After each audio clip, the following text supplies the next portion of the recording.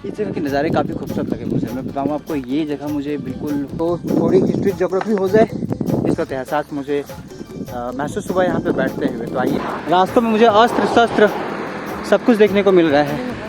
अब बुला भी रहा था बंदा, आ जाओ खरीद लो। और आप वो दिख रहे हैं पारसत पहाड़, क्या भाई यहाँ से गजब का फील आ रहा है। कहाँ से आप लोग? अहमदाबाद। आप ही अहमदाबाद में, आप ही जोहार का स्वागत एक नए ब्लॉग में। कल तो दिन भर कुछ खा नहीं पाया था, तो अब चाची में इस वक्त आज 242वां दिन। तो अब चाची जो डैम है उसको कवर करते हुए मैं आगे निकल जाऊँगा आज इसलिए डुमरी की ओर। पहले तो यहाँ पे लिट्टी उट्टी कुछ खा लेता हूँ, क्योंकि कोई प्यार व्यार नहीं करता है, देखा है मैंने। धर्म है कि लोगों का सपोर्ट मिलता है, प्यार मिलता है, सब गलत बात है। तो पीछे वाले रास्ते धनबाद फिर कभी और एक्सप्लोर करेंगे। आगे जाके मुझे इसी डुमरी इसी जीटी रोड से होते हुए जाना पड़ेगा। कल मैं इधर से ही होते हुए आया। ये रास्ता है तो अब चाची से होते हुए गोमो जाने का। चलिए लिट्टी चोखा खा लेते हैं, फिर निकलेंगे। लिट्टी खा लिया था और चलने लगा वापस। थोड़ा सा कुहासा इस वक्त देखने को मिल रहा है, नहीं तो मैं बताऊँ आपको, ये शायद से आपको पारसनाथ पहाड़ ज़्यादा ईजी पड़ेगा, 13 किलोमीटर की डिस्टेंस पड़ेगी। बट मेरा मानना है कि मैं बैग लेकर के चढ़ूँगा और बैग लेकर के उतरूँगा भी। और उस दरमियान शायद मुझे अर्ली मॉर्निंग निकलना पड़े और शायद देर रात हो जाए उतरते उतरते, मतलब अंधेरा तो हो ही जाएगा। इसलिए मैं मधुबन की ओर जाऊँगा। फिलहाल इस जो छोटी सी पहाड़ दिख रहा है, उस पहाड़ के उस पार जो है तोपचाची झील, तोपचाची डैम, कुछ भी कह लो, वो है। तो हम पहले वहाँ जाने वाले हैं, क्योंकि एक टूरिस्ट स्पॉट जो है वो भी है। मैं बात कर रहा था कि कोई प्यार व्यार नहीं करता है, ये बात बहुत फैक्ट वाली बात मैंने बोली। अब तक की यात्रा में जो मैंने सीखी, मुझे लगता है कि उन चीज़ों में से मैंने बहुत पहले ही बहुत सारी चीज़ें जो है वो सीख ली थी। ये अंदाज़ा नहीं था कि खास करके लोगों को ये फ़र्क नहीं पड़ता that whatever you are doing, उनका आपसे कैसे मतलब निकल सकता है। फिर वो आप गरीब हो, अमीर हो, फेमस नहीं हो, गोरे हो, काले हो, इससे कोई फ़र्क नहीं पड़ता है। जैसे भी वो अपना बेनिफिट निकाल पाए वैसे बेनिफिट बस निकालेंगे। अगर बेनिफिट नहीं निकाल पा रहे हैं आपसे, इसका मतलब है कि वो आपको कोई वैल्यू नहीं देने जा रहे, चाहे मर्जी आप देश के प्रधानमंत्री क्यों ना हो। It's very simple to understand. और होती हैं चीज़ें, बहुत चीज़ें होती हैं। एक वक्त के बाद लोग कहते हैं कि यार इसका तो घमंड बढ़ गया है। एक्चुअली में घमंड बढ़ने का रीज़न हो जाता है ना। घमंड नहीं बढ़ता है, एक्चुअली वो अपने आप को दरकिनार कर देता है चीज़ों से, और वो दरकिनार करना खुद के लिए भी बहुत ज़्यादा इंपॉर्टेंट होता है। खैर चीज़ें अभी आपको समझ में आएगी नहीं, खुद में बीतना स्टार्ट होगी तो आएगी। चलो चलते हैं, हम पहले वो झील दिखाते हैं, डैम दिखाते हैं, है ना। ऊपर रह गया 4 लाइन, 6 लाइन बोलेंगे अब, और इन सड़कों से होते हुए जाना पड़ेगा अभी, क्योंकि नीचे से ही राइट मुड़ना है। आगे से यहाँ से पारसनाथ पहाड़ दिखती है, मैं दिखाऊंगा आपको। अगर ये धुंध थोड़ी सी छट जाती है तो चलिए, मैं डैम के पास वहाँ पे 1 से 1.5 घंटे अभी बिताने वाला हूँ। दिखते हैं, अगर मौसम साफ रहा तो आपको पारसनाथ पहाड़ दिखा दूंगा, जो यहाँ से थोड़ा बहुत दिखने लग रही है।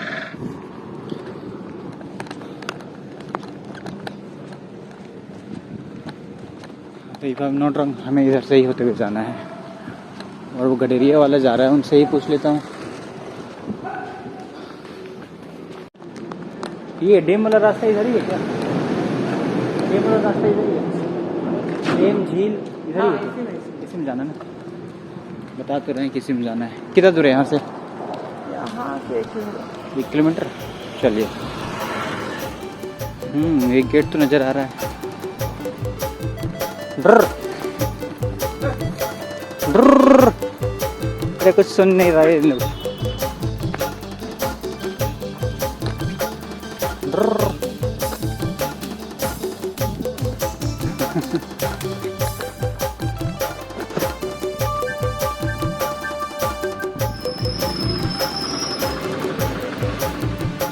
शायद अंदर में कोई पार्क है जिसके लिए बड़ी गाड़ियों की जो है ना रेट लगती है यहाँ पे एंटर करने की।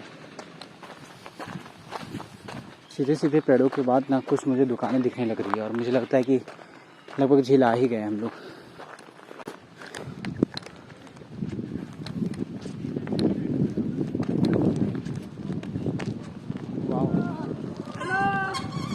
यहाँ पे हाथी, गौर, हिरन, ये सारे जानवर जो है ना पाए जाते हैं, लगभग मिलते हैं। कुछ लोग हेलो हेलो कर रहे थे, मैं रिस्पॉन्स भी नहीं दे पाया। और बजरंगबली जी की मंदिर यहाँ पे लग रही है, पंचमुखी हनुमान जी। और ये रहा आपको तोपचाची का झील। मुझे लगता है कि इधर से होते हुए अगर आप किनारे से निकल जाएंगे तो आपको एक वाटरफॉल दिख जाएगी। फिलहाल मैं वाटरफॉल नहीं देखने के लिए जाऊँगा। वाटर बोट है वहाँ पे पिकनिक टाइप से कुछ ऐसा लोग कहते हैं कि वाटर बोटिंग के लिए और पार्क टाइप से बनाया गया है, जिसका किनारा मुझे इस जगह यहाँ से दिखने लग रही है। ये डैम काफ़ी खूबसूरत, मुझे लगता है काफ़ी पुराना है। चलिए मैं इसके बारे में आपको बताऊँ। इस जगह के नज़ारे काफ़ी खूबसूरत लगे मुझे। मैं बताऊँ आपको, ये जगह मुझे बिल्कुल वो जमशेदपुर वाली जो झील थी, गलमा झील, मुझे बिल्कुल उसी तरीके से प्रतीत हो गया। बड़ा खूबसूरत है, बड़ा सुहावना है। यहाँ से पास में पहाड़ देखे जा सकते हैं कुछ इस प्रकार।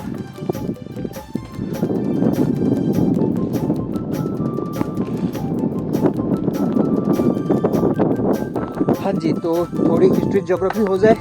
इस तोपचाची झील को ना जाने कब बनाया गया, बट ये माना जाता है कि तकरीबन ये तोपचाची झील जो है 220 एकड़ में फैला हुआ है। इस डैम की सबसे खूबसूरत बात यह है कि चारों तरफ से घाटियों से भरी पड़ी है, जैसे कि आपने गलमा हिल को देखा था। बट इसके साथ साथ एक और बात ऐसी है जो इस जगह को चार चांद लगाती है, और वो है पारसनाथ हिल जी। बिल्कुल यहाँ से पारसनाथ पहाड़ जो बहुत ही सामने, और यहाँ से भी स्पोर्ट की जा सकती है मेरे पीछे और मतलब मेरे अब पीछे की ओर देखी जा सकती है पारसनाथ पहाड़ को, बट धुंध के कारण मैं कैमरे से दिखा नहीं पाऊँगा। अतः आपसे अनुरोध है कि जब भी तोपचाची झील आए तो पूरी साफ सफाई जरूर बरतें, क्योंकि ये खूबसूरत सा झील है। अपने धनबाद क्षेत्र का 37 किलोमीटर की दूरी पर स्थित है। धनबाद रेलवे स्टेशन से, जी जरूर, धनबाद रेलवे स्टेशन से 37 किलोमीटर की दूरी पे स्थित है, और पिकनिक के लिए एक बहुत ही आइडियल स्पॉट है। चलिए अब हम यहाँ से निकले। तकरीबन मैं 2 घंटे ट्रेन इसमें इस जगह पे बैठ करके गुजारा, और काफ़ी खूबसूरत एहसास मुझे महसूस हुआ यहाँ पे बैठते हुए। तो आइएगा आप सभी भी। चलिए अब हम यहाँ से निकलते हुए। ये वाली सीन देख करके तो अचानक समझ में नहीं आई होगी। चलिए मैं बताता हूँ आपको। मैं इस वक्त निमिया घाट के रास्ते से होते हुए, मतलब जीटी रोड, नेशनल हाईवे 2 को पकड़ करके इसरी डुबरी जाने लग रहा हूँ। और यहाँ से मुझे पारसनाथ पहाड़ के नज़ारे खूब अच्छे से दिख रहे हैं, और इसके साथ रास्तों में मुझे अस्त्र शस्त्र सब कुछ देखने को मिल रहा है। और बुला भी रहा था बंदा, आ जाओ खरीद लो भाई, किसको मारूंगा। तो वो पहाड़ मुझे यहाँ से दिखने लग रहा है। क्या खूबसूरत पहाड़ है। आपको बता दूँ, दरअसल मेरी फ़ोन की बैटरी ख़त्म हो गई है, ड्रेन हो गई है। 2% बैटरी में जो है ब्लॉग शूट कर रहा हूँ, और अभी भी 17 किलोमीटर के डेस्टिनेशन को कवर करना है। फिर से एक बार 3 बज गया और कुछ खाया नहीं। देखना पड़ेगा मुझे अपने शरीर को, क्योंकि पहाड़ मुझे चढ़ना है पूरा पैदल चल करके। वो ब्लॉग मैंने पहले ही रिलीज़ कर दिया है। ये ब्लॉग आप थोड़ी सी देर से देख रहे हो। ये रहा जीटी रोड, और आप वो दिख रहे हैं पारसनाथ पहाड़। क्या भाई, यहाँ से गजब का फील आ रहा है।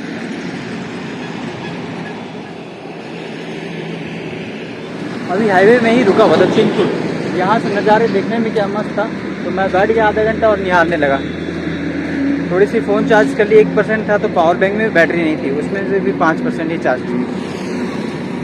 तभी से मैं सोच रहा था कि चार्ज हो रहा है, पता ही नहीं चला कि यार चार्ज ही नहीं था, वो भी पावर बैंक। चला, बहुत मुश्किल हो गया कि अब मैं शूट करूँ, और उससे भी लाइट कम होने लग रहा है। कुछ इस प्रकार से खूबसूरत लगती है हमारी पारसनाथ यहाँ से।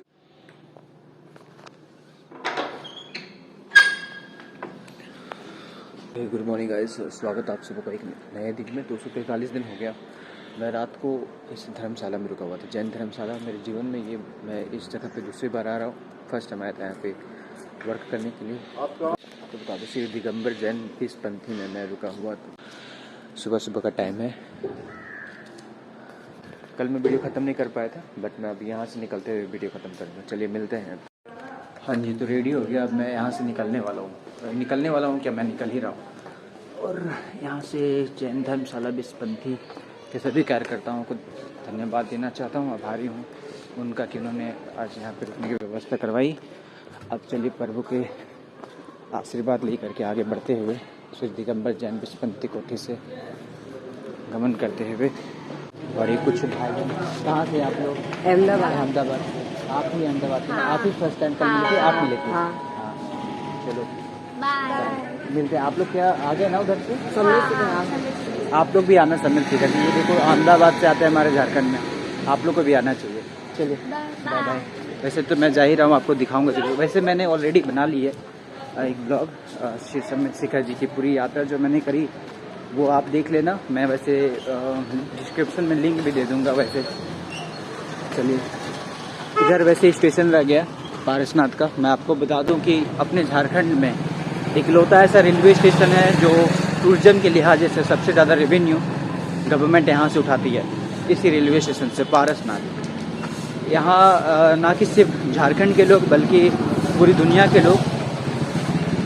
के लोग इस रेलवे स्टेशन तक पहुँचते हैं और यहाँ से पारसनाथ श्री सम्मेत शिखर जी की यात्रा वो लोग करने के लिए जाते हैं। आपको बता दूं कि इतने भी बड़े एक्सप्रेस से लेकर के छोटे मेमोज तक जो हैं वो यहाँ पे रुकती है ट्रेन। चलिए आगे हम चलते हैं। आगे इस इसरी डुमरी के मार्केट को दिखाते हुए हम जामताड़ा जो इसरी डुमरी में स्थित है उसको होते हुए पारसनाथ की ओर चलें। आज मधुबन में यात्रा समाप्त होगी। मैं आपको बता दूं कि जिस जैन धर्मशाला में रुका हुआ था, पहली बार मैं यहीं पे आया हुआ था अपने जीवन में जब मैंने फोटोग्राफी स्टार्ट करी थी, और पहले ही दिन मुझे करंट लग गया था। उस ज़माने में हैलोजन लाइट के साथ शूट करना पड़ता था। कई सारी यादें जुड़ी हुई हैं इससे, पारसनाथ रेलवे स्टेशन के गलियों से और इन मार्केटों से।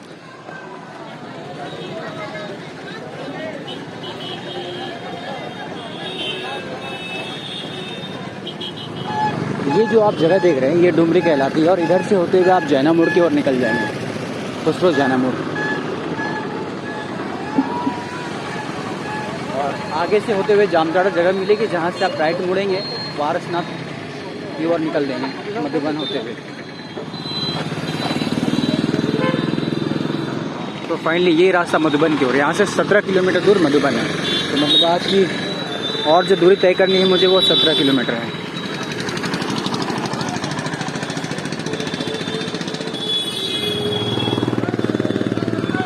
वैसे ये बात मुझे बहुत पहले बोल देनी चाहिए थी, बट मैं अभी बोल देता हूँ। चलो देर नहीं हुई। देवियों और सज्जनों, स्वागत आप सबों का JS11 में। जी बिल्कुल, ये गिरिडीह जिला जिसका RTO नंबर 11 है। इसके पूर्व हम टॉप चाची में थे जिसका 10 था, धनबाद का 10। इस वक्त चैनपुर में, मैं इस वक्त कह सकते हो आप गिरिडीह जिला में बिल्कुल पारसनाथ के आसपास। एक संस्कृति मैंने देखी जो लगभग धूमिल होती जा रही है। एक बहन जो है वो खेतों में अपनी खलिहान कहेंगे, खलिहान में अपनी जो गर्व है वो उसको हिला रही है। हिलाना कहने का मतलब उसको चला रही है धान के ऊपर ताकि सारे धान निकल जाए। जब आधुनिकीकरण नहीं हुई थी, जब ट्रैक्टर नहीं आए थे, तो उसके पूर्व कुछ धानों को इस प्रकार से निकाला जाता था। हाँ, ऐसे जब पेड़ दिखने लग गए समझ जाओ कि हरलाडी आप पहुँचे हो। एक पिकेट था वहाँ पे, पीछे ही रह गया, दिखा नहीं पाए वहाँ के नज़ारे। एक्चुअली धुंध छाया हुआ है ना, पारसनाथ पहाड़ जो पूरा क्लियरली दिखाई नहीं दे रहा है। बट एक और जगह था जिसको मैं मिस नहीं करना चाहता था, और ये वो है, ये खूबसूरत सा एकदम। ये इस जगह पे जब भी आओगे ना, हरलाडी नाम जगह याद रखिएगा।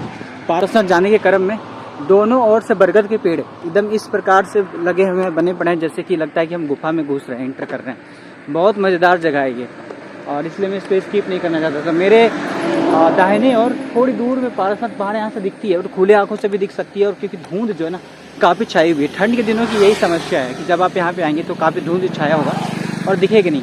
वैसे मैं बता दूं, बाजरे की खेती बहुत तायत मात्रा में इस जगह पे होती है। धान कटने लग रहे हैं और मुझे लगता है कि बाजरे भी कुछ दिनों के बाद कटने लग जाएंगे।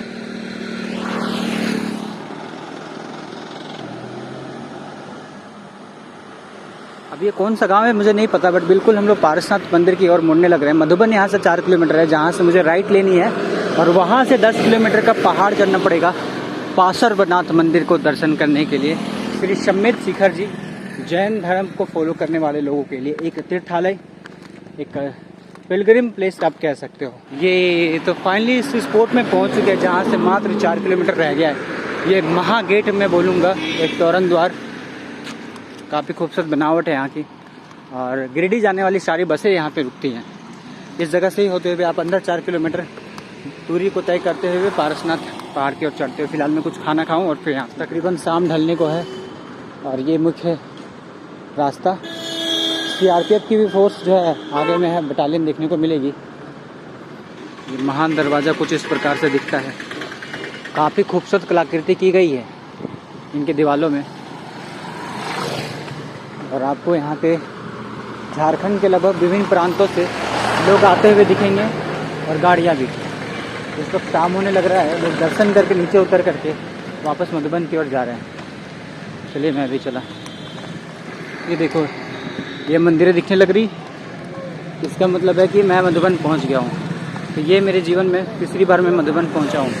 पहली बार जब मैं पहुंचा था तो स्कॉर्पियो से दोस्तों के साथ, जो कॉलेज वाले लोग थे। दूसरी बार जब आया था तो एक लड़के के साथ, वो बाइक में लेकर के आया था अपने। और तीसरी बार आया तो जब पैदल पद यात्रा करते करते। चलिए अब कहाँ रहूँगा, क्या कुछ होएगा, इसको जानने के लिए आप अगले ब्लॉग का वेट कीजिए। अगर आपने सब्सक्राइब नहीं किया है इस कार्य हेतु तो कर लीजिएगा, ताकि आपको पता चले। क्योंकि झारखंड के सभी 2400 जिलों में एडवेंचरियस नाइट, हर रोज़ की एक नई कथा, हर रोज़ की एक नई समस्या, हर रोज़ का एक नया मोटिवेशन और क्या कुछ देखने के लिए मिलता है वो जानेंगे आप। मिलता हूँ जल्द ही आपसे एक नए ब्लॉग के साथ। और हाँ, मैं तो आज आप देख रहे हो ब्लॉग कि मैं आया, बट इसकी जो पार्श्वनाथ भगवान की जो ब्लॉग है वो मैंने बहुत पहले डाल दी इंस्टेंट ब्लॉग में। बट इसके बाद मैं आपको चीज़ों के बारे में बताऊंगा कि क्या कुछ हुआ मेरे साथ मधुबन में। मिलते हैं जल्दी आपके साथ। तो अब चाची से इस पारसनाथ मधुबन की जर्नी आपको कैसी लगी कमेंट सेक्शन में कमेंट जरूर कीजिएगा। जोहार।